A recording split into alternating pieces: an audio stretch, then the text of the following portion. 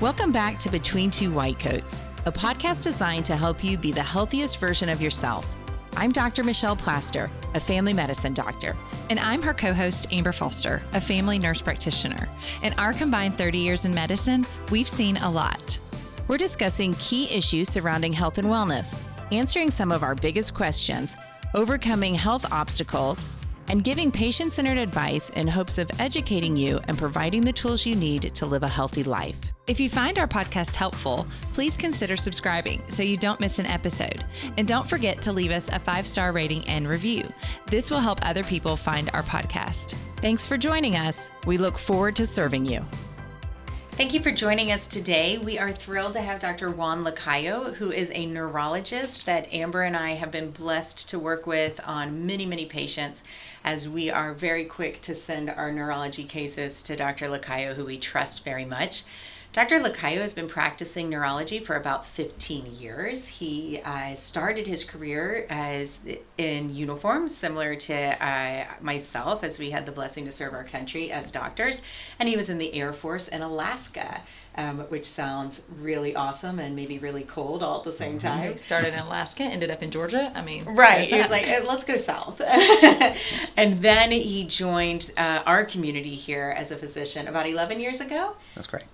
And he has been practicing neurology down the road from us. And I got to know Dr. Lacayo early into him moving here, and I have leaned on him for many years to assist us with our patients. So it is a true pleasure to have you join us. And today we're going to talk about strokes, a very common neurologic condition.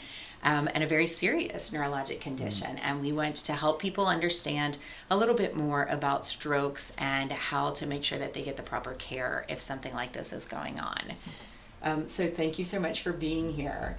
Let's start with talking about what is a stroke. Thank you for having me. I still believe the brain is the most important organ in the body. And a stroke is when a part of the brain does not get the blood flow that it needs to function correctly. Most brain cells have about 4 minutes where if they don't get the blood flow and oxygen that they need, that they start dying. And once many of them die, there's no coming back. I think for people, sometimes we hear phrases like cardiovascular disease and how does stroke sort of fall into that. And from a primary care perspective, I always think of people as being risk of stroke when they've had heart attacks and other things, because I kind of clump it together as you have a blocked vessel. And if you have a blocked vessel to your heart, it can result in a heart attack. If you have a blocked vessel in your brain, it can result in a stroke. So sometimes I like to group people who have high cholesterol as being at risk of getting a blocked vessel in their heart or brain, and higher risk of heart attack or stroke. So I frequently will overlap people who are at risk of these of heart attack as being at risk of stroke too. But who are the people who are at increased risk of having a stroke?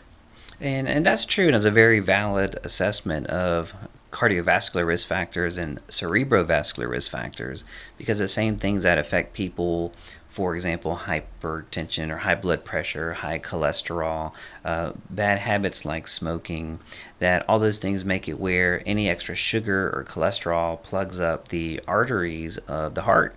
But the same process can occur in any artery in the body, including the arteries of the brain.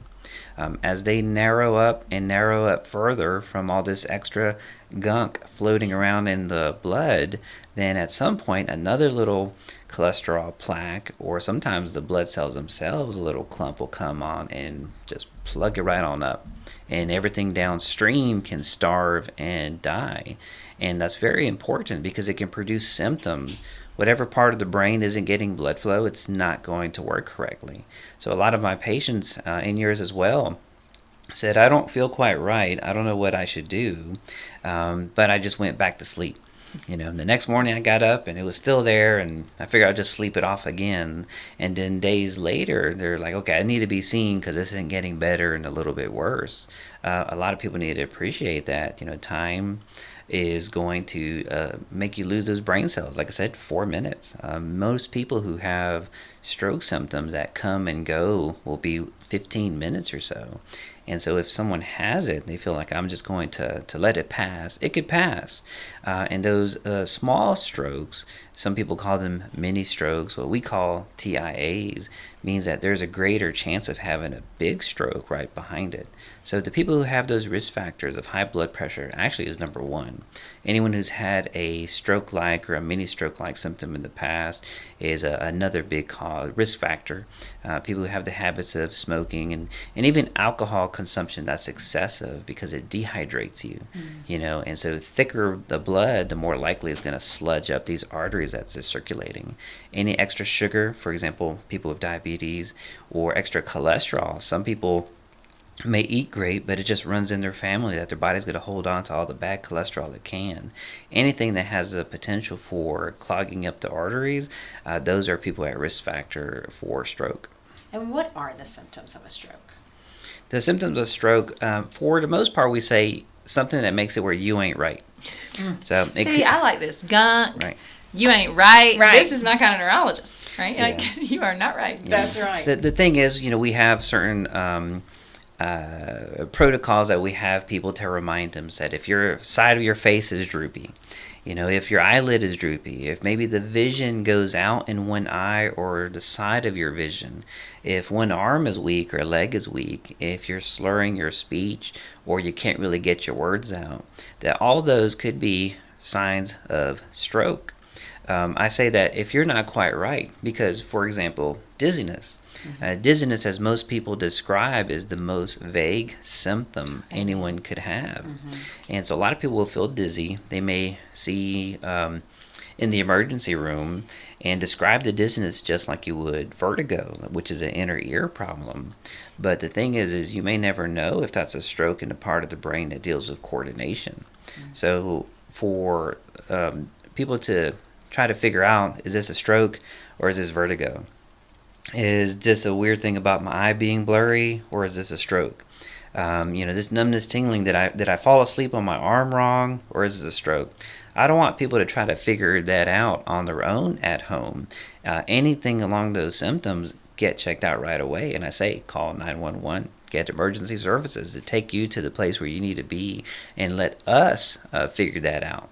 I think I say at least once a day, I would rather you be at the emergency room and find out you're okay than to be at home and find out that you're not. And when it comes to strokes, time is of the essence, because there's a number of treatments that the faster you can get to that treatment, the more we can prevent the degree of brain damage, or open up some of the blood vessels that are blocked and get some blood flow back to the brain. Can you talk to us about some of the stroke treatments and what kind of thing would happen? What kind of things will happen when someone gets to the emergency room if we think they're having a stroke? Yeah, and I agree with that. Great advice.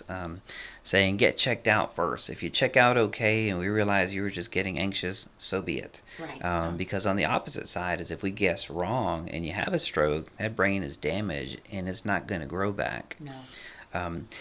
What we have now for people having stroke symptoms and coming to the emergency room is right away we need to take a picture of their brain. We need to see if there's bleeding or not. Most strokes, probably about 80%, are the clogged artery type. So a CT scan initially will look normal. At that point, the doctor is like, I need you to have some blood thinning, and aspirin has been the only thing tested initially to say this is a pill, or if you're not able to swallow a suppository, of putting it in your system to start thinning the blood, to break down some of the platelets that are clogging up and probably causing a stroke. So that's usually the first treatment. If someone's blood pressure is too low, we raise it. If it's too high, we kind of lower it, because there could be a point where the blood pressure is so high that it's actually not feeding brain cells very well. You have to be in that happy medium. And so if aspirin is there and people still have symptoms and they get to the hospital in a very timely manner, hopefully as quickly as possible. You want to get there within 3 hours, because you have that CT scan. If the CT scan shows that there is blood present and we're on a different treatment path. If there's not blood present, and here's some aspirin, but then we're going to go on full-on blood thinning. And those are those clot buster drugs that we have. Sometimes it goes in the vein in the arm. Sometimes if we can actually see a clot on a CT scan, then we can send them to a very specialized stroke center. And the specialized stroke centers will actually take catheters or lines and put them into the arteries that go up into the brain to actually grab and pull out that clot. And it's amazing when you see someone not being able to move aside, the clot comes out, and all of a sudden everything's working correctly. Yeah, it's one of the more impactful things that's happened to me in my career is standing bedside with someone who's having a stroke, and they're slurred and their muscle is paralyzed on one side, and they get that clot blocked or torn up with the thinning medicines. And you see them get their function back. It's really profound how some of these medicines work. But as we've said, really the takeaway is that time is of the essence, because there's a window of time that's going to work. And when you're outside of that window, that option really comes off of the table as being effective. So again, if anything is looking like a stroke, the faster that you call EMS and you get to the hospital, the more options that are available to you to make sure that there's less damage. Absolutely. And the stroke specialists are working on trying to figure out, can we do 4.5 hours and we can still treat them? Can we go 24 hours and still treat them? That's why if someone says, oh, it's been 4 hours, there's no reason in going, I don't care. You need to go. As soon as you have opportunity, you better go right now. Yeah, absolutely. Absolutely. You mentioned about the strokes that looked like possibly blood. So those are called hemorrhagic strokes. And you mentioned TIAs, and then we've mentioned ischemic type strokes. Are there any other types of strokes? The largest type of stroke is, we call it cryptogenic, which means we don't know where it came from. We always have really fancy words for we don't know. Yeah. So that happens, and it probably is a good chunk of strokes, to be honest. Anytime someone has a stroke, the first fork in the road of what we do is it a clot type or is it a bleeding type? Most bleeding strokes or hemorrhagic strokes are because of high blood pressure. Sometimes it may be where the high blood pressure has been pushing on those arteries so much that one day they just burst and blood is everywhere. And I would just like to point out to our patients who have this silent blood pressure issue, and they're thinking, oh no, sometimes I'm floored and I say, your blood pressure is 180 over 100. Oh yeah, it's been running like that at home. And they're just sort of comfortable there because they're not feeling anything until they are. But I try to explain it to people, if you have a small balloon and you're blowing air in it and you're blowing air in it, and you start getting nervous when you have so much air, because that thing's going to pop. It's too much pressure inside, and things can only stretch so far. And so the hemorrhagic strokes are certainly a horrible consequence of putting way too much pressure in something that can only stretch so far, and that vessel ruptures, and you end up with a hemorrhagic stroke. And so for anyone who's thinking, I'll just wait till my next visit in 3 months to address this really high blood pressure, let's get the really high blood pressure addressed before you start feeling it. Yeah, and I have to just reiterate that again. Absolutely true. That blood pressure being high, a lot of times it's the silent killer. The hemorrhagic strokes have the highest amount of mortality, meaning that if that's the kind of stroke that you have, there's a greater chance that you're going to die from it. And these magic medicines, if I can call them that, where you can have someone have a stroke and you give them this blood thinner that then helps to reverse the stroke in the right scenarios, those are absolutely not indicated in any of these situations, because in an ischemic stroke where there's a clot, we're trying to break the blood down. But in a hemorrhagic stroke where someone's bleeding, we've taken away all the options of thinning the blood. That would make it worse. And so treatment for it becomes very different, and we don't have some of these advancements to help prevent the injury or prevent more damage to the brain. Yes, and that's where prevention is the key with those kind of strokes. I have a lot of patients that'll say, I just had a mini stroke. Oh, it was it's just a small one. No big deal. What would you say to that? Every mini stroke, and the term is, TIA, it's a temporary attack of lack of blood flow, is you have to treat it just like you treat a stroke. Just because this was temporary in the past means that something is threatening to close up. And if you don't do something about it, if you don't have that stroke prevention in place, a stroke is going to be right around the corner. Sometimes we may lose a patient who had a mini stroke, but then they disappear and they never call you again. But the ones that we do know about, there's probably at least a 30% chance after a mini stroke that a big stroke is going to happen the next month or so. And what are the wow, things I didn't realize the time frame was that short. And 30%. Yeah. What are the things we need to make sure are happening in those patients who have had a TIA to prevent that next stroke? Eat right and exercise is very important. You are absolutely our You're favorite. so our Yeah. person. And after that, it's making sure that you do what your doctor tells you, and that blood pressure needs to be under control. The blood sugars need to be under control. Your cholesterol needs to be under control. Back to the diet, of course. Those are vital, and they have to be done because that lowers the chances of another stroke in the future. Sometimes we'll have to have people on a little bit of blood thinning. We usually start off with aspirin or medications that work similarly. Very rarely do we have to go to full-on blood thinning. There are a few reasons that we have to do that. Many of them kind of related to the heart or heart rhythm or clots already in the blood.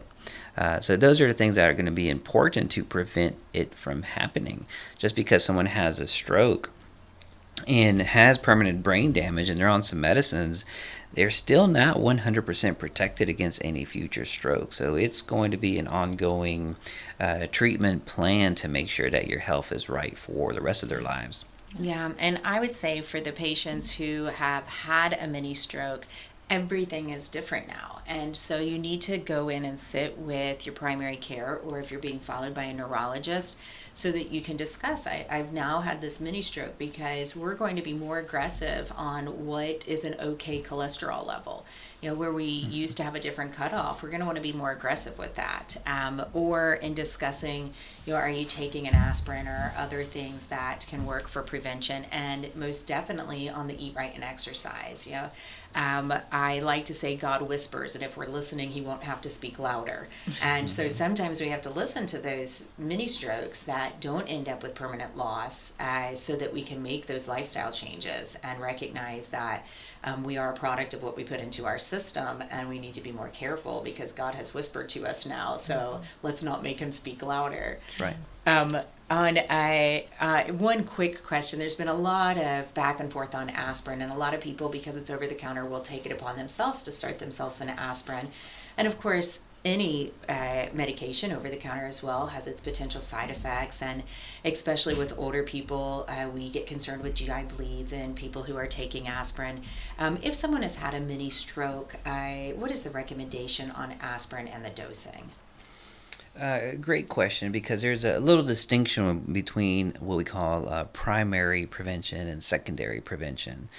Primary prevention, you would think like, if I take this aspirin, I'll never have a stroke. Because in primary prevention, a person has not had a stroke or a TIA in the past, and they're going to go ahead and take it then. In neurology, we have no information for aspirin in primary prevention. So I can't really recommend to people to take an aspirin just because you feel like it and think that this is what's going to be the best thing to do. And secondary prevention means that someone had a mini stroke or a TIA or have had a stroke before, and now they have to take the aspirin. The dosage doesn't really matter so much, actually. Okay. It's been studied from a low dosage to over 1,000 milligrams a day, and it seems like more of it might be a little bit more stroke preventative, but more of it causes more stomach bleeding. And as a result of that, really it's, I start people off with a baby aspirin. If that's not sufficient, for example, they take a baby aspirin and there's another TIA or stroke later on, then we really have to talk about maybe adding more medicines that will achieve just a little bit more stroke prevention in that regards. Excellent, thank you. What does like life after stroke look like? Like, I know there's a lot about rehabilitation, and I mean, a lot of patients sometimes will lose function of one particular part of their body or their arm and their leg, and so a lot of stroke patients we see, like, they're depressed because they're having to do all this rehab and having to learn like redo their homes so that they can get into them if they're wheelchair bound now. So what do you see from a neurology standpoint, like life after stroke? I still believe that there's a reason for everything. If God doesn't call us home and we're still around, no matter how badly the stroke affected us, is for a reason. So a stroke is brain damage, and anytime you have brain damage, you actually will lose some of the brain cells that are pumping out some of these happy chemicals. Some people will get depressed for sake of, like, I can't run and kick that ball like I used to. The chemical depression means that those happy chemicals that are missing will give them depression symptoms as well. But you're still here, you're still alive. If you have these symptoms, we can treat it. A lot of stroke centers have realized that when someone comes in with a stroke, they may go ahead and just put them on an antidepressant medicine from day one, or maybe a stimulant to kind of get them going, realizing that when they get to the point of, you're not dead yet, it's been several days, now we're going to rehab you back up, that they're going to be more motivated in those scenarios. So getting back to your life is important. I always tell my patients, we may never be 100%, but that's our goal, is to try to get that 100% back. We're talking about physical therapy post-stroke. How important is that? What role does it play? Extremely important. I'm a huge fan of physical therapy. It's going to be good for any time, even when you just have a muscle knot. But if you have a problem where there's a part of your body that's not moving, a physical therapist is going to be the best person to be trained, saying, this is how we're going to build you back up. Working out and lifting a weight is probably going to cause some tendonitis elsewhere, and the older you get, the more likely that's going to happen. So getting that professional advice from a physical therapy, how to retrain what's missing physically, is very vital. Yeah, I've had patients where they've been post-stroke and they haven't had huge residual loss. When people have huge residual loss, they're paralyzed completely on one side. We, of course, know we're going to do what we can with physical therapy. But I've had people who've had more subtle loss, and I always, when someone is post-stroke, ask them to see physical therapy. And it is really, with very little exception, that they don't come back and say, I didn't realize that I actually was using my arm to push myself out of the chair because my leg was weaker than I realized. We can accommodate in such great ways, but the quicker that people get into physical therapy after a stroke, the more that I have seen that they can get back to as close to normal and as close to pre-stroke as possible. So I always encourage people to do physical therapy, even if they've had small amounts of loss or we're not really quite sure. Many times the physical therapist will evaluate them and say, oh yeah, you thought you were totally back to normal, but you're not. You're actually cheating. You're using the strong side to counter that. And I've found that it really helps. Or even things like swallowing issues or other things that people didn't realize that they had, but it can increase choking hazards or other risks that the physical therapist will often catch. So one of my, without exception, when I've seen someone post-stroke is, well, we're going to go to physical therapy. And then the physical therapist can tell you when you don't need to come anymore. That's correct. Early is best. As much as possible is good. And there's a general rule, and a lot of my patients say, no, I'm going to beat this. And the general rule is a year after your stroke, wherever you're at physically could be your new normal. And I love it when a patient says, nope, that's not going to be for me. I'm going to keep working on this and get it back up, because that's what you need to do to get back to living your life. Yeah. What happens with physical therapy post-stroke? We've had brain damage. We know that brain, heart, certain organs don't heal themselves. And so you have a stroke, you have brain damage, there's certain things you can't do right after. And then you go to those magicians of physical therapists, and then you get some function back. How does that work? Where, let's say there's a part of the brain that has a stroke and it causes one side to be weak or flaccid. It just doesn't move and it's just kind of limp. Those brain cells controlling it many times are gone. They're not coming back.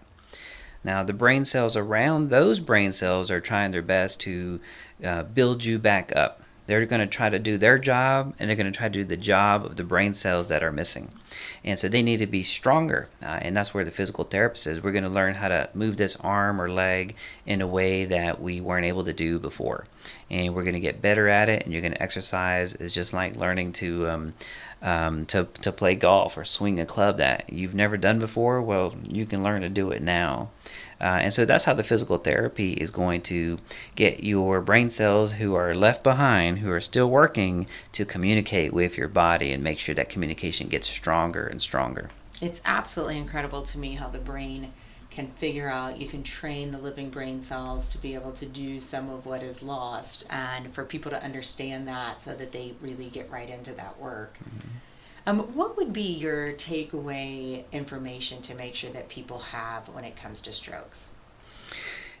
Don't wait. If there is going to be any symptom that's new and changed, that you need to have that evaluated right away.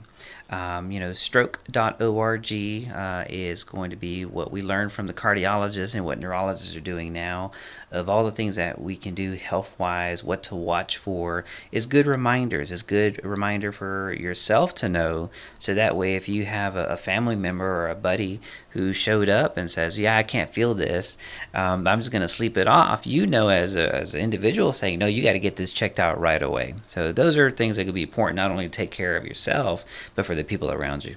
Fabulous. A really common problem, strokes, TIAs, and a really important thing to talk about. So stroke.org, really important to remember. That's a great reference. Thank you all for listening in as we talk about stroke today, and hopefully there's some information here that you'll find useful. We like to leave you on a good note, so here is today's Tell Me Something Good. Something good is learning. Whether by reading, taking a structured class, or simply listening to someone who knows something that is new to you, gaining information is so fun and simply makes us better. So attempt to learn something today. Thank you for joining us, and until next time, take care of yourself.